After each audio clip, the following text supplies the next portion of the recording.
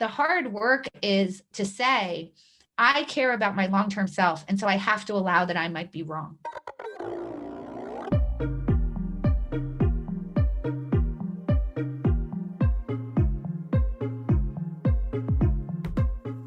Welcome to the Productivities Podcast. I'm your host, Mike Vardy, and this week on the show, I am welcoming Annie Duke. Annie's got a new book out called How to Decide: Simple Tools for Making Better Choices.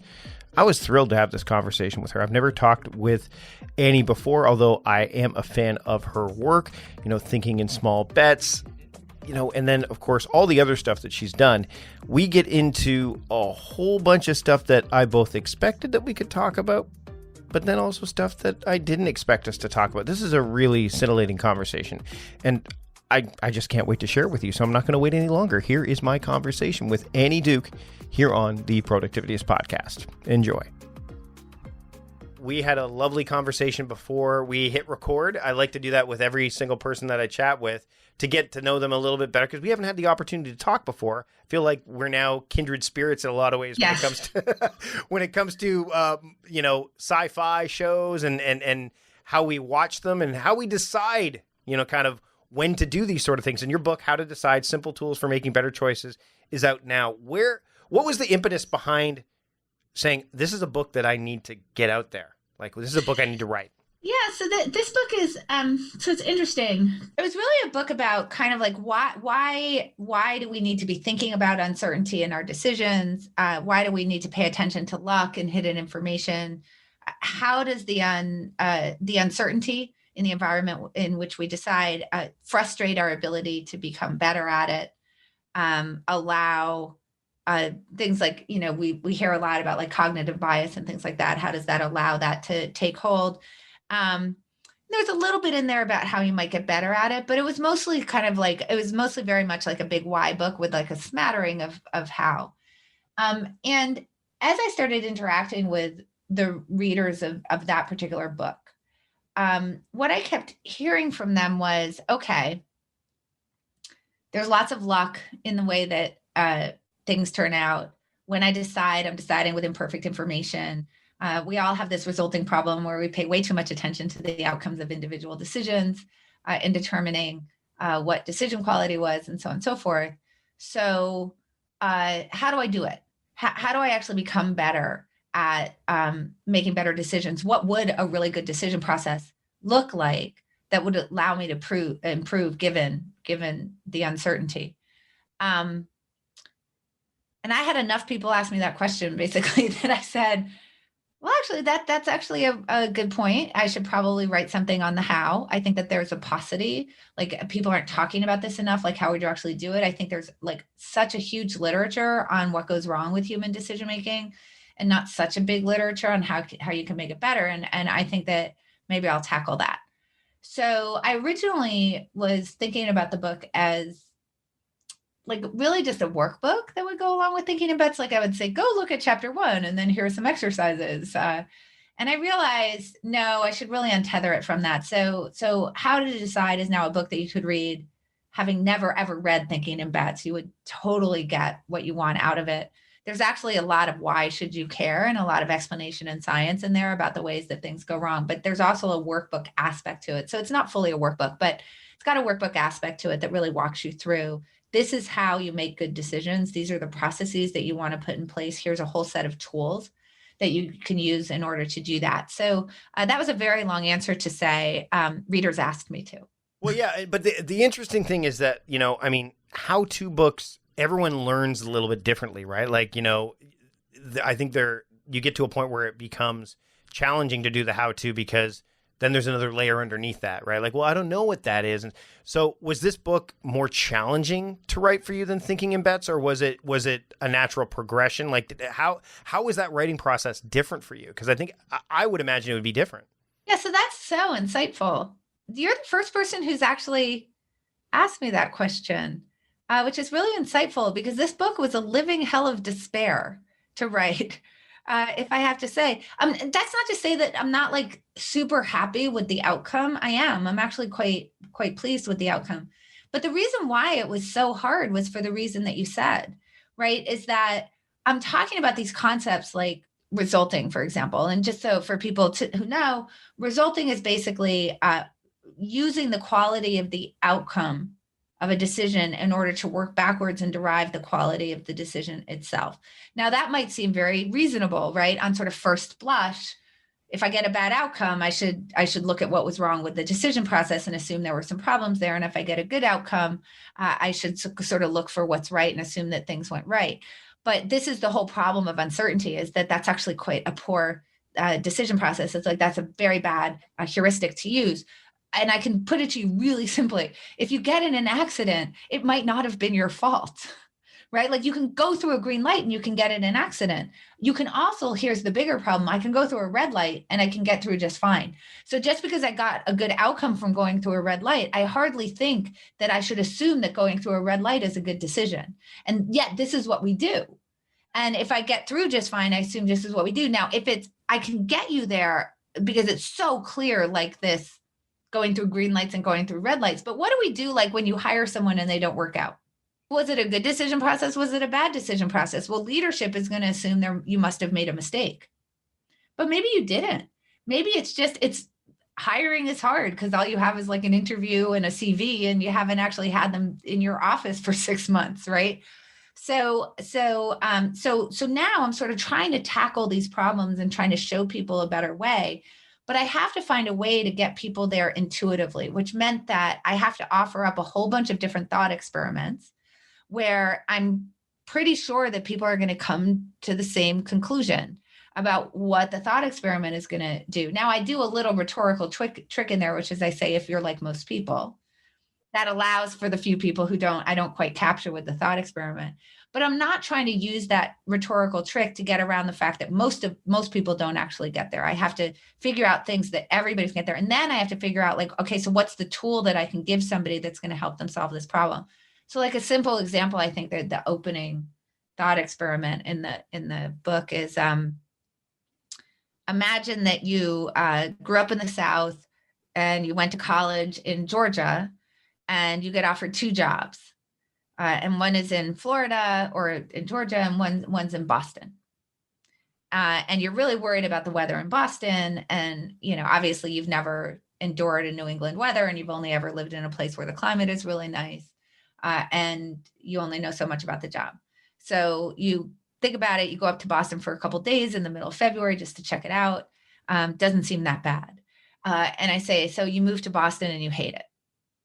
It's horrible. You can't take the weather. And within a few months, you've moved back. Was that a good decision or a bad decision? And like, everybody says that was a bad decision. And then I offer up the pair, which is you go there and it's great and you love it and you become like an avid snowboarder. Was it a good decision? And everybody says, yes, that was a great decision. But the decision process was the same no matter what. Like, the outcome of that particular decision actually tells you very little about whether it was good.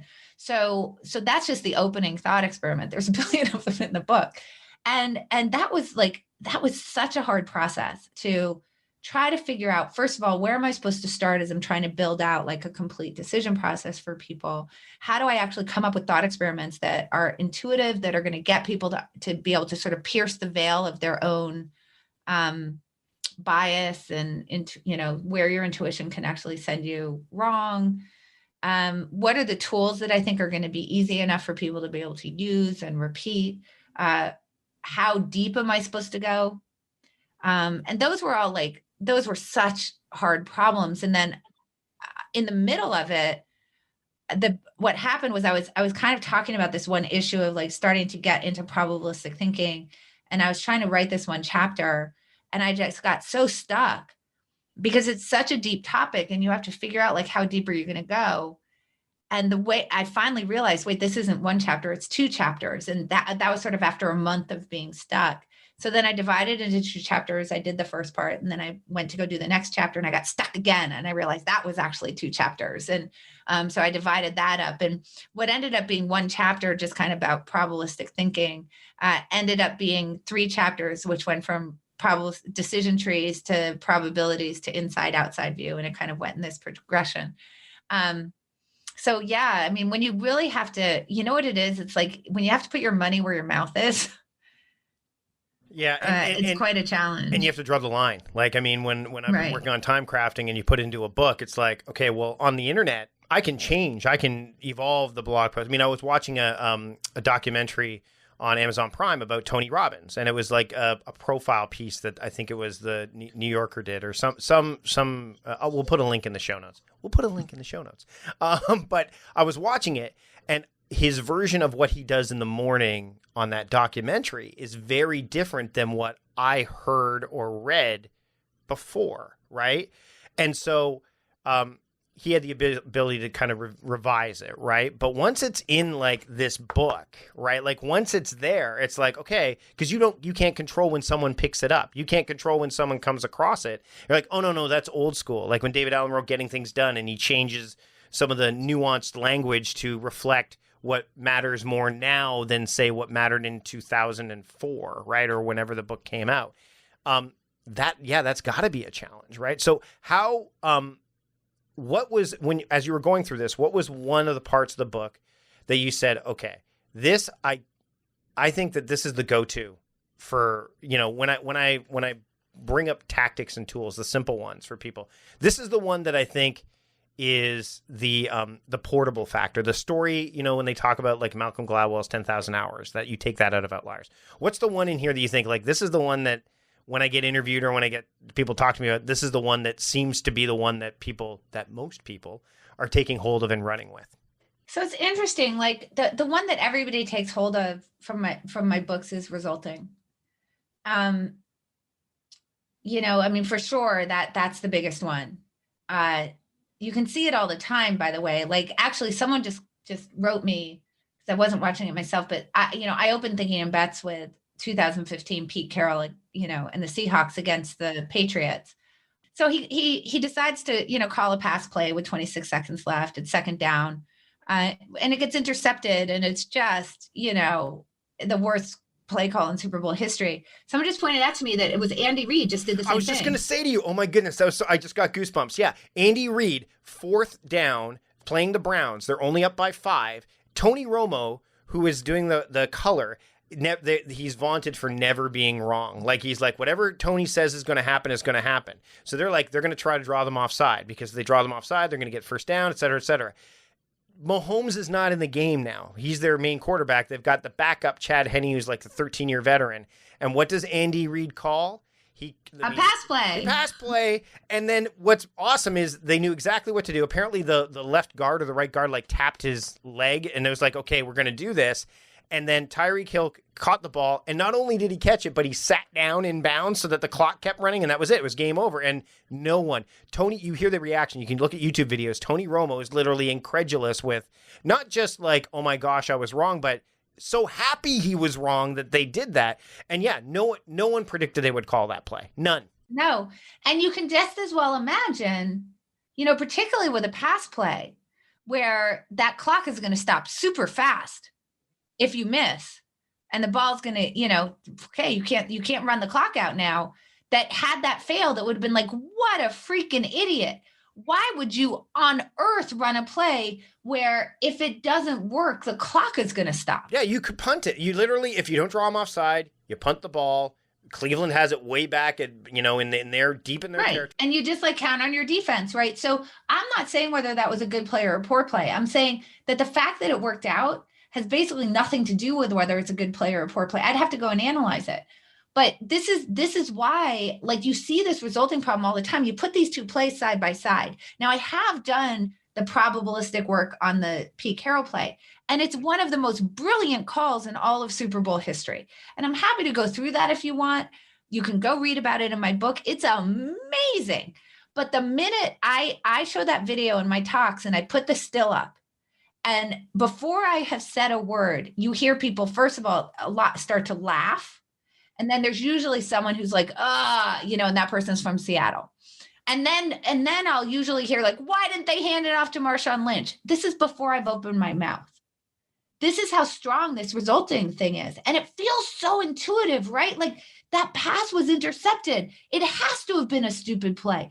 And it was worse than a mistake. It has to be the worst thing that's ever happened because it was on that stage. because the stakes were so high against the Patriots of, on the one. Then you have Andy Reid do this and it gets, and it works out and people are like, what a brilliant play. So interestingly, I think the other reason that play, and again, you've analyzed this, is what Seattle did leading up to that point. That catch that never should have happened that he made, where he was like lying on the ground and it just happened to land. Like there was so many things. It was just build. The game, as far as everybody in Seattle, and not just Seattle, like they thought it was over. It was over, absolutely over. And then, nope. Yeah, so there's a variety of reasons why that's a great play. The main one though, and this is just super simple, is actually similar to why I'm wondering about Andy Reid's play. And again, I haven't done the analysis on the Andy Reid play, but it's a clock problem. So they have 26 seconds left on the 1 yard line, but Pete Carroll only has one timeout and it's second down. So, the question that I always put to people is, would you like to have 2 opportunities to get through the Patriots defense or 3? And people are like, okay, I'd like 3. All right. And I'm like, okay. So the maximum number of attempts that the Seahawks is going to get is 3, but there's 26 seconds left. It's got 1 timeout. So let's say I don't even disagree with you that you'd like Marshawn Lynch to get the ball twice. I'm not going to disagree with you. If you do that as your first 2 plays and he fails, it's the end of the game. Like you hand it off to Marshawn Lynch the first time, he doesn't actually advance it to the touchdown. You're going to have to call timeout. So now if you hand him off, that's your last play of the game. Yeah, it takes between 8 and 12 seconds for teams to line back up or something like that. If you go hand off to Marshawn Lynch, fail, hand off to Marshawn Lynch again, you've used your timeout and that's your last play. However, if you call for a pass on either second down or third down, now when it doesn't work, the clock stops on its own. So what that means is that if you do that, you will get 3 attempts at the end zone, 2 of which can be to Marshawn Lynch. You just can't have them be the first 2. So what I always say is like, look, I'm completely agnostic whether you should call for a pass play on second down or third down. I don't know. I know that you got to do it on 1. He happened to do it on second down, probably from a game theory perspective, not a bad idea because people would assume that you'd hand it off to Marshawn Lynch. But regardless, we know that you want to do it on one of those 2 plays. So that's pretty brilliant. He got himself a third down. So to get into the end zone, which is the reason why I'm saying to you, wait, like, why would Andy Reid do that? Don't you want to run the clock out? Like, it seems like a pass is pretty risky there, but it may also be a totally brilliant play. I'm not saying it's not. I think the interesting thing is that the reason I think he went with that is no one. I mean, the Tony Romo, the idea of Tony Romo freaking out that he got it wrong is no one expected it. No one expected. Yeah. But I would say, so it's interesting. So that's really interesting. Nobody expected it from Pete Carroll as well. That's why everybody's so pissed. And again, if it works out, you can do the thought experiment. Pete Carroll calls a pass play there and it's caught for the game-winning touchdown. That's the most brilliant play in Super Bowl history. So this is the Boston problem that I opened my book with, right? Like that's the Boston problem. Oh, it's a touchdown. It's the best play ever. Oh, it's intercepted. It's the worst play ever. No, that literally that particular iteration has absolutely nothing to do with whether it was a good play call or not. You have to work out the decision trees, figure out what the payoffs are, what the probabilities are. What there's a little bit of options theory in there. Do you have 2 options or 3 options in order to get to the end zone, so on and so forth. And that's really, you have this clock management problem that's like looming over you. But we can do that thought experiment. We know that when it works out, people are like, that's genius because nobody was expecting it. And I think this is where we get this subtle problem with resulting is that it's so easily rationalized, right? Like why it was a bad idea.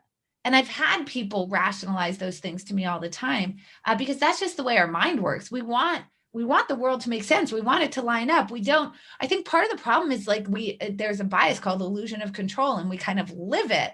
And the idea that we're not masters of our own destiny. So if Pete Carroll can do something brilliant and lose the Super Bowl, what does that mean for us? Right? Like that's a scary place to like let our identities kind of sit in. And we don't want our identities to sit in there. And so much of this cognition is kind of identity protective. So we want to feel like we have control. So yeah, so I, for sure, And it's, and it's very funny about resulting because in Thinking in Bets, I talked about it for sure. Like in the first, if you looked at the first draft of Thinking in Bets, you would not see that term in there. So I had talked about it, and I was talking about this uncertain relationship between outcomes and decision making. And I think that I was so, I had just retired from poker when I started writing that book. And, I have this background in academics, and the majority of my time, even during the last decade of my poker career, was actually spent in consulting and in business consulting. And now I'm back in academic labs, like doing research. And this is really like where my original life started. And I was really specifically not wanting people to think that I was just a poker player. Not that just a poker player is a bad thing. It's like an amazing thing to be, but like I sort of wanted people to see that there were many other things. So I was sort of shying away from framing things in poker terms. But resulting is a term that me and my poker friends bandied about a lot, because this is a really huge problem in poker. When you lose a hand, what does it mean? When you win a hand, what does it mean? Well, I know what it means after 1,000 hours, right? Like then I know what it means, but I don't know what it means on a given hand. Did I lose because I played poorly? Did I lose because it was a bad turn of a card? Did I lose because I didn't have enough experience with Mike as an individual to be able to model how he would behave toward his hand well enough? Like there are all these questions that we have to ask ourselves, and it's actually quite difficult to untangle.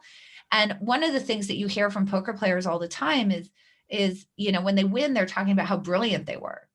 I played so brilliantly. And when they lose, when they lose, they talk about how unlucky they got. And you can see these traps happening and sort of the way that you're sort of sorting these results. And so one of the interesting things is the way that we treat other people, someone like Pete Carroll, is different than the way we treat ourselves. And it's both because of identity, right? So with Pete Carroll, when he wins, it's because he's great. When he loses, it's because he's bad.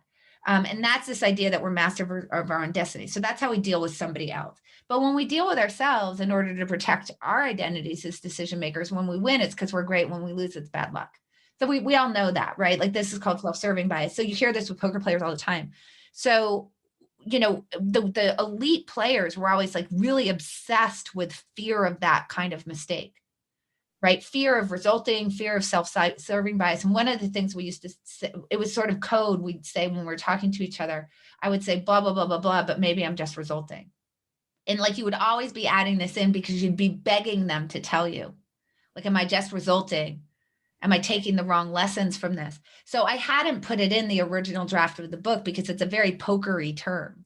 And I was a little bit shying away from those poker terms. And I have to say, this is really credit to my husband, who said, these terms are there for a reason. And adding in some of these cool things that were coming from poker and coming from gambling, I think is a really good thing. It's a way to sort of bring these concepts alive and give them, sort of animate them for people. And he really encouraged that. And so when I went back and I did the second draft of Thinking in Bets, when I was talking about that Pete Carroll story, resulting appears now on like the first page of the book. And I'm so glad that it's there now, because he was right. It really animates the concept in a way that there's an academic term for it called outcome bias. Yawn. Meal planning is important because it prevents us from being a disappointed wreck when dinner time comes around and we have no clue what to make, or even if we have the ingredients to make the meal. It's a time and a money saver, but most importantly, it frees up valuable brain space. Creating a meal plan prepares us for the week to come and gives us peace of mind that we're organized and can feed ourselves and our family. That's why I do it, and that's why Plan to Eat helps me do it. Your subscription includes access to the Plan to Eat website and fully featured mobile apps on iOS and Android. And Plan to Eat gives you the tools to clip and organize recipes from any website, the ones your family loves and that fit your dietary preferences and needs. And you can create a meal plan around your schedule. Then what happens is the Plan to Eat software automatically creates an organized shopping list based on your plan. So sign up for your free trial at plantoeat.com/timecrafting. That's plantoeat.com/timecrafting. The coupon will be automatically applied to your account and can be used when you're ready to subscribe. It's valid for new customers only. Give Plan to Eat a try today. And now let's take a break from the conversation with Annie to talk about this episode's sponsors.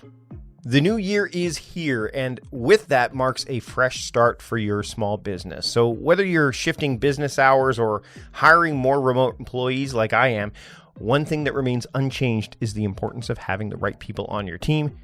And when your business is ready to make that next hire, LinkedIn Jobs can help by matching your role with qualified candidates so that you can find the right person quickly. And to lend a helping hand, your first job post is free. I really like the fact that you can go into LinkedIn, a familiar platform, go into LinkedIn Jobs and just start finding those candidates. It's such a wide variety of candidates available to you because it's such a great pool that LinkedIn draws from. When I'm looking for administrative help, when I'm looking for marketing, I'm not a very good digital marketer, those kind of things, I look to LinkedIn Jobs first. It's just easy to navigate, easy to use, and I know I'm going to get the right people. And remember, LinkedIn is an active community of professionals. There's more than 722 million members worldwide, so you can cast a pretty wide net. And getting started is easier than ever with new features to help you find qualified candidates quickly. You can post a job with targeted screening questions, and LinkedIn will quickly get your role in front of more qualified candidates, which saves you time and energy. And you can manage job posts and contact candidates from a single view on, as I mentioned, the familiar LinkedIn.com, as functions are streamlined onto one simple screen. So again, ease of use, simplicity, that's what you're looking for when you're trying to get some help. And now you can do all of this from your mobile device. So no matter where the day takes you, you can access LinkedIn Jobs. And that's how LinkedIn Jobs can help you find the right person and hire them faster. So when your business is ready to make that next hire, find the right person with LinkedIn Jobs. And now you can post a job for free. Just visit linkedin.com/timecrafting. Again, that's linkedin.com/timecrafting to post a job for absolutely free. Now, terms and conditions apply. Your business needs help, and LinkedIn Jobs can help make that happen. Go to linkedin.com/timecrafting to post that job for free today. This week actually marks the date during the month of January, where most New Year's resolutions fall by the wayside. So if you're somebody that's been trying to improve your health or get fit, you might have fallen prey to that January 19th day. But that doesn't mean you need to quit. It just means that you may have had a little bit of a setback. And if you want to improve your health, but you're not sure where to start, maybe that was a stumbling block. I get it. There's thousands of health strategies available, so identifying which one works for your body is difficult. But listen, according to MetPro, the key to seeing results is to master your metabolism. You see, at MetPro, your metabolism isn't some mystery. It's a data point. Armed with hard science, MetPro is your health concierge, delivering one-on-one coaching and personalized nutrition and fitness regimens. It's not just about weight loss. MetPro's coaches provide busy professionals, athletes, weekend warriors, and everyone in between with the support and education they need to live a healthier life. MetPro's team of experts has worked with the most recognizable names in sports, entertainment, and business, and they've helped thousands of individuals transform their bodies by hacking their metabolism. I've worked with MetPro before, looking forward to working with them again. The planning, the preparation that goes into it, like anything, allows you to reach the results you're looking for. And I have to say that when I was using MetPro before, and I again, like resolutions, they can fall by the wayside. When I was using them, I was seeing results, and I know you will too. Recently, MetPro has launched a new tool that allows you to experience the same science and tailored strategies that their experts use. Now, this isn't a food logging tool or workout app. The MetPro app allows you to start tracking, analyzing, and learning what your metabolism responds to best. And see, that's key because when you understand what's happening, then you're going to be more likely to make changes happen and not only do that, but make them stick. So if you're looking for a high-touch experience working with a metabolic expert, or if you want access to the tools their industry-leading coaches use, visit metpro.co/timecrafting to take their assessment and speak with their team to learn which option is best for you. Now, listeners of the Productivityist podcast will also get up to 1 month free when they sign up. That's easy for me to say. It's a mouthful. But listen, 1 month for free? That's amazing. So don't delay. Don't delay at all. There's no reason to wait. Head to metpro.co/timecrafting to take advantage of this opportunity today. One of the habits that I think is worth cultivating if you are taking on a New Year's resolution or you just want to create a better habit is just reading more and reading things that are going to be enticing and invigorating and inspiring and realistically stuff that you're going to enjoy reading time and time again. And The New Yorker fits that bill for me. In print and online, The New Yorker stands apart for its commitment to truth and accuracy, quality writing, and compelling reporting and storytelling. The New Yorker is considered by many to be one of the most influential publications in the world. That's why I love to go through the productivity pieces in The New Yorker. Former guest and upcoming guest, Cal Newport, he talks about the rise and fall of getting things done. We've got articles in there, but the truth about Isaac Newton's productive plague, the service that makes shame a productivity hack. Can bullet journaling save you? I mean, if you're looking for some time management and productivity articles that are really worth reading that you can sink your teeth into, the New Yorker has them. And the New Yorker's weekly print issues and daily online articles cover a full range of topics. So we're not just talking about productivity and time management. There's something for everybody: politics, news, international affairs, climate change, the environment, popular culture, the arts, fiction, food, humor, and cartoons. I mean, the list is it goes on. And the New Yorker has become the daily digital destination for news and cultural coverage, publishing 10 to 15 exclusive site-only stories every day. So if you love reading your stuff online, you're going to get those exclusive stories through the New Yorker. And in addition to that, you can use their apps and read from the online archive dating all the way back to, get this, 1925. You can also solve crossword puzzles there and more. And in both print and online digital issues, the New Yorker has content from the best writers in America today. I've mentioned just a few of them. And a 12-week subscription for just $6 includes home delivery of the print edition each week and unlimited access to the New Yorker website. This is a 50% discount for listeners of the Productivityist podcast. So again, I am a massive fan of what the New Yorker does. I'm really happy that they are a sponsor of this episode. And if you are looking for something to read on a regular basis, something that's going to fill your cup, fulfilling reads that, are going to make you think, you can't go wrong with the New Yorker. Now, for a limited time, you can get 12 weeks of the New Yorker for just $6. That's a savings of 50%. Plus, listeners of the Productivityist podcast will also receive an exclusive tote bag for free. So just go to newyorker.com/timecrafting and then use the promo code timecrafting at checkout. That's a key thing. So that's NEWYORKER.com/timecrafting and then enter the promo code timecrafting to get 12 weeks of the New Yorker for just $6 and that free tote bag. So again, you don't want to miss this opportunity. I'm a fan of the New Yorker. I'm so happy that they have decided to sponsor the podcast, and I know that you're going to get a lot out of this offer. So again, newyorker.com/timecrafting, enter the promo code timecrafting, get 12 weeks for just $6, a 50% discount and the free tote bag. What are you waiting for? Do it today. Now let's get back to my conversation with Annie Duke here on the Productivityist podcast. Isn't it fascinating? We were talking about, you were talking about before we jumped on the call about how you watch things, because you have interests that are different than your husband's. My wife is the same. Like, my wife does not consider productivity and time management. She heard me on a coaching call going, how do they not know that? Like, she'll overhear something. She goes, you're literally giving them common sense. But that's not always the case. But what you've done with resulting is you've taken a term, you've given them access, I think, right? Like, to a point, like, when I talk about theming your time, people know what they get it. Oh, it's a theme. If you can, I think what's great is if you can take something that you're really good at and apply it. Like Jerry Seinfeld talks about this in Comedian, the idea of comedians, and I did comedy for a while, is comedy is the act of making the ordinary extraordinary, the extraordinary ordinary. And so if you can bring real life situations like I try to do with time management, it flips a switch, right? Like, it's like, and that story about Pete Carroll, and I mean, even when you were talking about the idea of people trying to control, we were talking about Vision earlier. Vision at the end of Age of Ultron, one of his quotes is, and I have it right here in front of me, humans are odd. They think order and chaos are somehow opposites and try to control what won't be. But there's grace in their failings, right? Like, I think it's, when you can take something that is widely known or maybe outside of the sphere of academia or whatever, your area, and they go, hey, let's bring poker into this. And they go, oh, I love poker. Or, oh, that's interesting. it helps them break through some of those things that keep them from making decisions. Would you agree?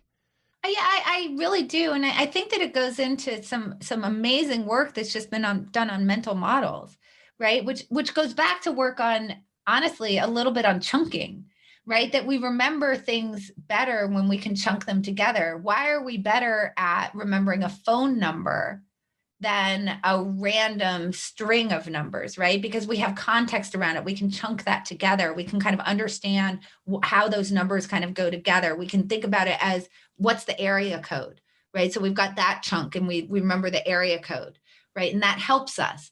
And then when we think about mental models, it's like theming is a mental model, right? So this allows us to take all this information and make sense of it, which is what we do as human beings, right? We're not computers that are just searching a database, right? Like, so it gives us, we need context. We need to understand, how does it fit into the world? How do I understand this? And I think there's two ways we can do that. One is through giving people really good mental models. And I think that resulting does that, right? Like that term resulting, it's so clear what I'm looking for, how am I thinking about this problem? And I think that's incredibly important. And the other is animation, right? Like we have to bring those things alive. And this is true, actually, when we think about it, this is sort of like,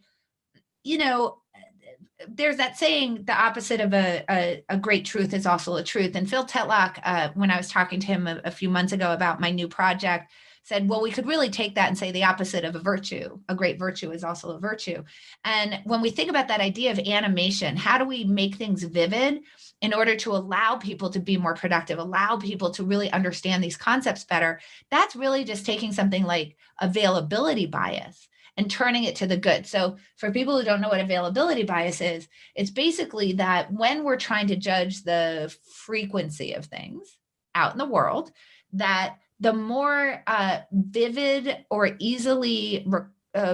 more easily we can recall the memory, the more frequent that we think it is. So this goes into this. I'll give people another mental model, which is processing fluency. So processing fluency is just kind of like how quickly can we and thoroughly can we process some sort of concept. And that has to do also with how easy is it to recall from memory. And there's all sorts of bad things that come out of that. One is availability bias. So for example, if you ask people, this is the classic example, what's more dangerous, falling coconuts or sharks?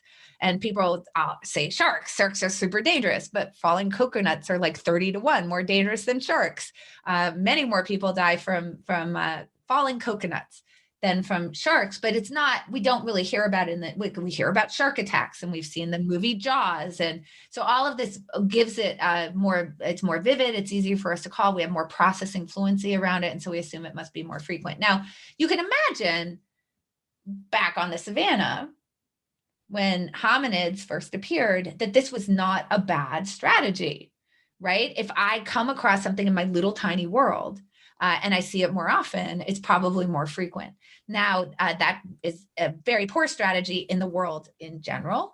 And so and this has deep implications for like resource allocation. So as an example, like how the resource allocation toward terrorist attacks from foreign threats, we actually way over allocate to that, because people, when those things happen, which is quite rare, like they're very scary, and the people remember them, and they demand that those resources get allocated in that way. But infrastructure is much more dangerous. Like the chance of you dying because a bridge collapsed because we haven't put the money into that is much greater than you dying at the hands of a foreign terrorist. But we put much more money into protecting ourselves from foreign terrorists than, well, I mean, I guess the joke is infrastructure week, right? We don't really. I guess the argument too, I mean, we can bring it to the recency of COVID-19. Like people are like, oh, COVID-19 is like, but we're not thinking about, and it's second order thinking, right? It's not just the people that get COVID-19. It's, okay, there's the ICU units are full. There's a massive car accident on the freeway. Because the ICU units are full because of COVID, we can't save all those people. So we need to prevent COVID. So these ICU units are ready for free in the instance that could happen. And they're like, but people are busy fighting COVID. I'm like, no, but you don't understand. It's not just about COVID-19. Right. It's about, exactly. Right. You know what I mean? Like, and I think right. that people miss that. They don't think about You know, I mean, they're like, oh, I love the fact that we're going to be working from home now. We've been thrust into that environment, which is great. I think it was going to happen anyways. It's just been exacerbated, right? Or Right. sped up. But here's the thing is most people aren't thinking about, okay, I get to work from home now. Businesses, that's going to be great. Yeah, but now businesses are going to realize how good this is. And maybe they're going to change the way that they look at how businesses are structured, where it's not hours based, but now it's results based. So now they're not going to go, you're not putting 40 hours in, you're just going to get, so that could be a benefit, but also now we're not going to rent all that real estate in Austin or San Francisco. So now the commercial real estate market starts to collapse. And Yeah. oh, wait, everyone's working from home now. Well, now we need to change internet fees from home and we need to have business tiers and you need to prove that you're not. So, but no one thinks about that. They just think about. Yeah. I mean, there's a huge problem with thinking about unintended consequences, right? We need to be thinking about like, well, what are both sides of that, right? So one of the easiest way it's hacked, and I think that you can see this on social media, is that if we just repeat things a lot, they start to sound true. Why? Because it's easier to recall things that you have heard before. And we use that as a proxy for it's also true. So the easier and more thoroughly that we can process something, we assign sort of to use the Stephen Cole like truthiness. It becomes more truthy. So there was working way back as far as back into the late 70s by a woman named Lynn Hasher. And she presented people with like these facts that were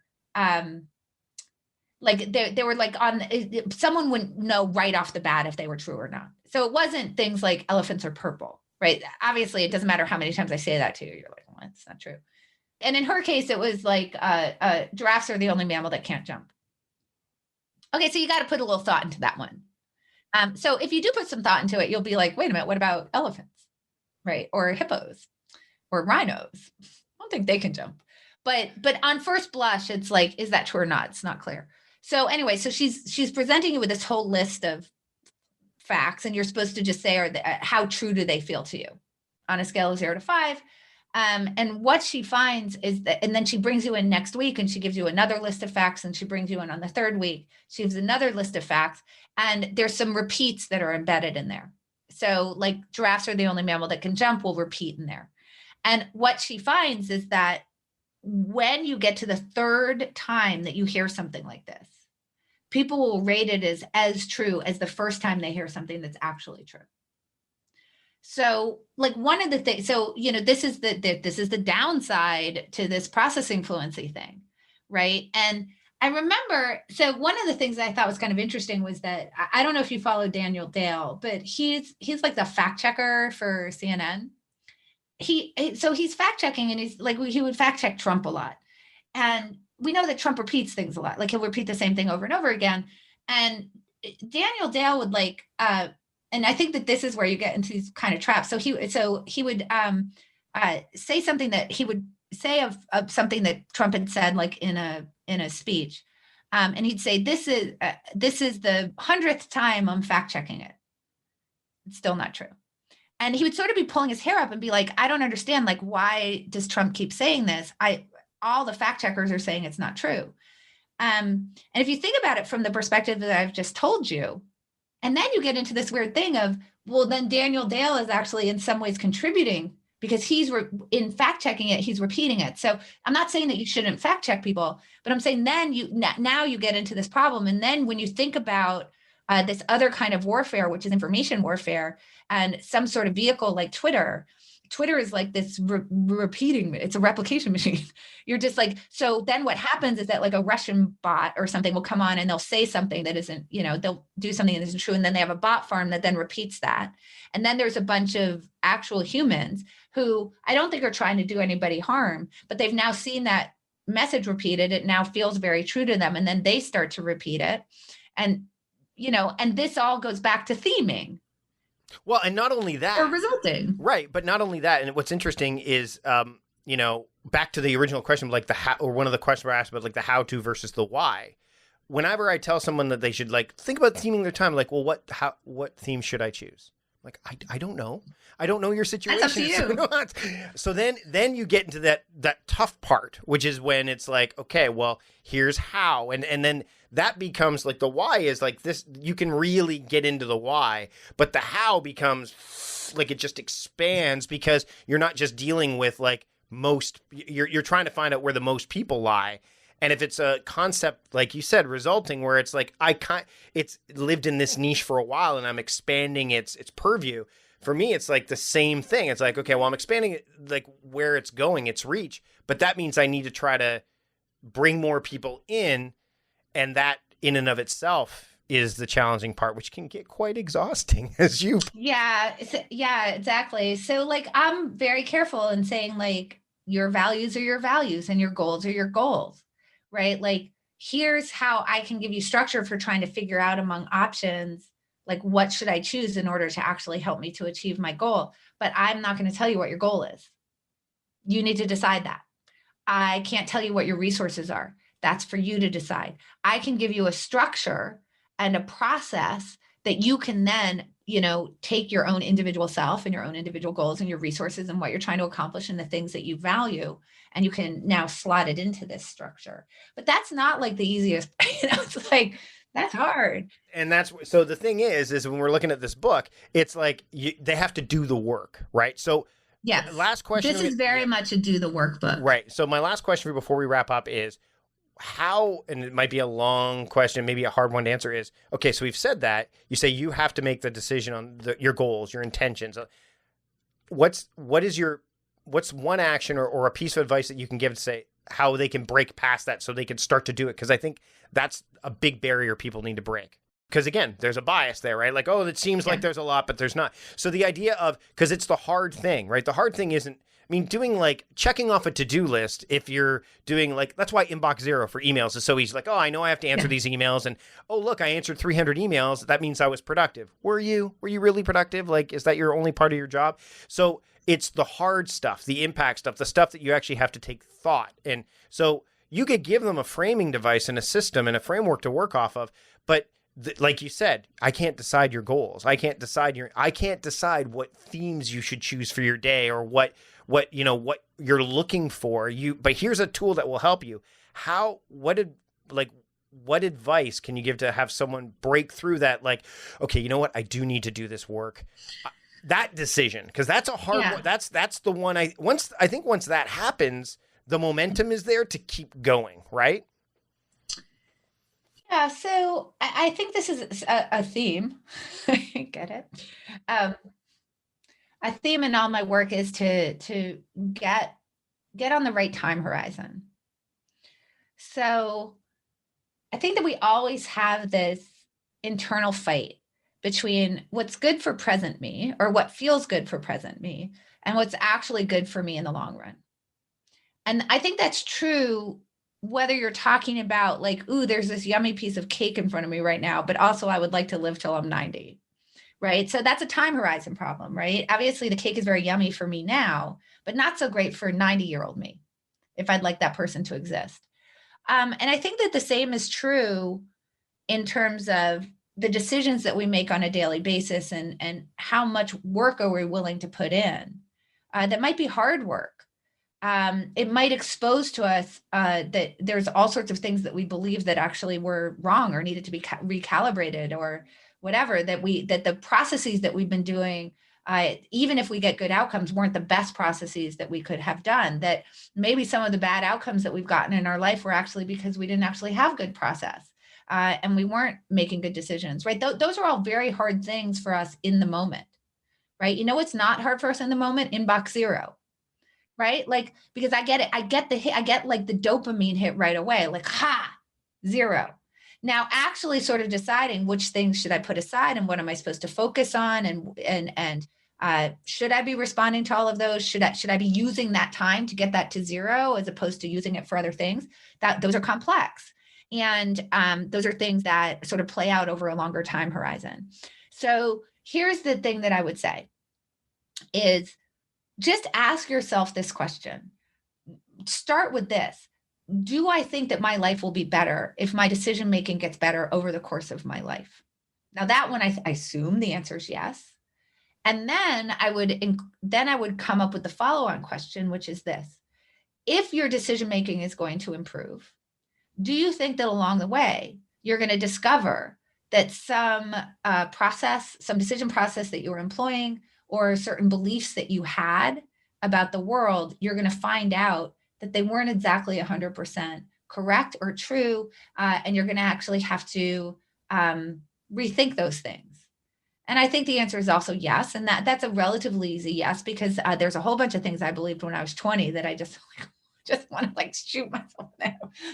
So I can look back on that now and see very clearly that there were a whole bunch of things that I wish that I could have gone back and changed in the moment. But there's all sorts of beliefs that you have today that are just like that. So I think if you recognize that in the abstract, as I think about the longer time horizon, what am I trying to accomplish in my life, that there's going to be some pain along the way where I'm going to discover that something I believed isn't true, or some person who I thought was trustworthy isn't, or some decision process that I thought was amazing isn't.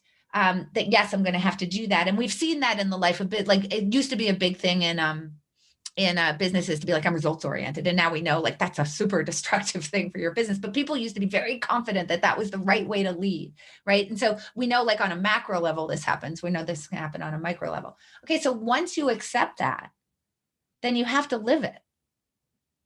You have to say, I'm willing to dive in head first, and I'm willing to do the work and try these things out and realize I might have to undo some things and try some different ways and think about the world in a different way.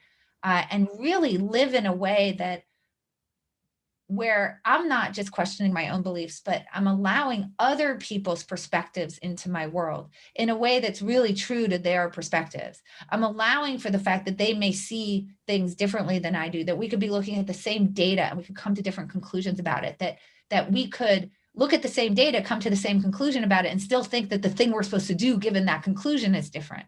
And that if we don't allow those to all sort of live in the same space, and I don't immediately dismiss them as wrong because I view it as an attack on my identity, and that I see what the long-term value of allowing those different perspectives into my world is, then that's how you truly are going to make progress. And progress comes through, it's like no pain, no gain, through saying, I might have to do some hard work now. And by the way, the hard work isn't going to be that the decision tools in my book are hard to implement. They're actually quite easy to implement. The hard work is to say, I care about my long-term self, and so I have to allow that I might be wrong. And that's a hard thing to get to, but it is absolutely worthwhile to do it. There's nothing that's going to improve your life more. Annie, this has been a great conversation. The book is called How to Decide: Simple Tools for Making Better Choices. Where can people pick up the book and keep up with you? So you can go to my website, which is www.annieduke.com. And you'll see there's a contact form there if people want to contact me, but there's also like lots of video of me talking on there. There's archived newsletters and whatnot. You can also get links to buy my books. And then, people follow me on Twitter at Annie Duke. I tweet some stuff. So that's another place that people can sort of find me. And as I said, I hope that people heard loud and clear that I wrote How to Decide because my readers asked me to. Now, the next book I'm writing is because it's an idea. I literally can't let it go. It burrowed into my brain, and I need to do it. But I'm excited about the next book. But so I love hearing from readers. I probably get more out of interactions with my readers than my readers get out of interactions with me. And hopefully that's not because I'm a bad conversationalist. It's just that's like, for me personally, that's where I learn the most. About my own thoughts and my own work. And by the way, it's where I become the most challenged. That's where my ideas evolve, is from talking to other people. And I love it when my ideas evolve. So, Annie, thanks again so much for taking the time today. I really enjoyed it. Thanks for having thanks for joining me today on the Productivityist podcast. Well, thank you for having me. What did I tell you? What a great conversation. Annie is a fantastic person to talk to. We talked before we recorded. We actually kept going after I stopped the recording. It was great. I can't wait to have her back on the show. And it's not the first time that I will have repeat guests. I've had repeat guests before when they have new books out. Cal Newport's got a new book coming out. I'm going to have him on the show again in the future. But I've also had him on the podcast before. And if you're a subscriber, or if you subscribe to the podcast, if you're not already a subscriber, you're going to be able to access the back catalog that features guests like Derek Sivers, Seth Godin, David Allen, who has also been on the podcast more than once, but also the guests that are upcoming, the Cal Newports, the folks like that, the people that I'm going to have more interesting conversations with. So hit the subscribe button in the podcast device you are listening to right now, whatever app is your favorite. Go ahead and listen. That way you don't miss a single episode of the Productivityist podcast. That's it for this week. Thanks so much for taking the time to join us. Until next time, I'm Mike Vardy, the host of the Productivityist podcast, reminding you to stop guessing and start going. See you later.